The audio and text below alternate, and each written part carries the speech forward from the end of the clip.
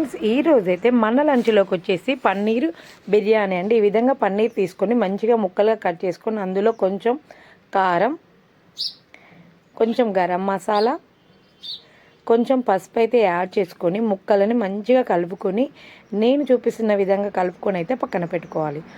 ఆ తర్వాత వేరొక గిన్నెలో ఆయిల్ పోసుకొని ఇలా కలిపి పెట్టుకున్న పన్నీర్ ముక్కలను ఒక్కొక్కటిగా వేస్తూ మంచిగా గోల్డెన్ బ్రౌన్ వచ్చేంత వరకు రెండు వైపులా ఫ్రై చేసుకొని అయితే తీసి ఒక ప్లేట్లోకి అయితే తీసుకోవాలి. ఈ విధంగా ఫ్రై అయిన ముక్కలను అయితే పక్కకు పెట్టుకున్న తర్వాత మనం రైస్ ఉడికించుకోవడం కోసం ఒక గిన్నెలో వాటర్ తీసుకొని సాజీరా, 2 లవంగాలు, 2 యాలకులు, 2 దాల్చిన చెక్క, 2 బిర్యానీ ఆకులు, కొంచెం ఉప్పు అయితే వేసుకున్న తర్వాత ఎసరు ఈ విధంగా మసులుతున్న టైంలో మనం కడిగి పక్కన పెట్టుకున్న రైస్ కూడా మొత్తం ఈ విధంగా యాడ్ చేసుకొని అందులో కొంచెం పుదీనా కూడా వేసుకొని రైస్ అయితే హాఫ్ బాయిల్ అయ్యేంత వరకు అయితే ఉడికించుకోవాలి.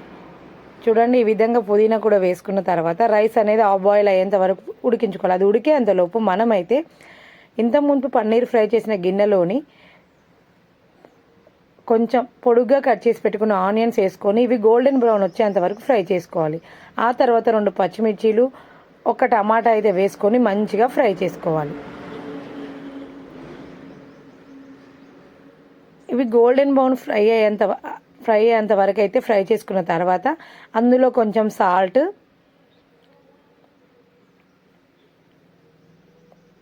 కొంచెం అల్లం వెల్లుల్లి పేస్ట్, మీ రుచికి సరిపడ కారం,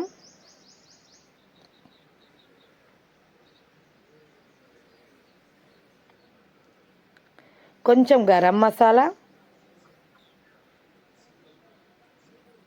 కొంచెం కర్డ్ అయితే యాడ్ చేసుకొని ఈ విధంగా కలుపుకున్న తర్వాత 2 నిమిషాల సేపు అనేది మంచిగా ఉడికిన తర్వాత మనం పక్కన ఫ్రై చేసి పెట్టుకున్న పన్నీర్ ముక్కలు కూడా మొత్తంగా వేసుకొని మంచిగా కలుపుకొని మరో 2 నిమిషాల సేపు అయితే బాగా ఫ్రై చేసుకోవాలి. ఈ విధంగా ఫ్రై అయిన పన్నీర్ ముక్కల్లోకి మనం హాఫ్గా ఉడకపెట్టుకున్న రైస్ అనేది ఇందులో యాడ్ చేసి మూత పెట్టుకొని ఈ విధంగా కలుపుకొని మూత పెట్టుకొని 2 నిమిషాల సేపు అనేది దమ్ చేస్తే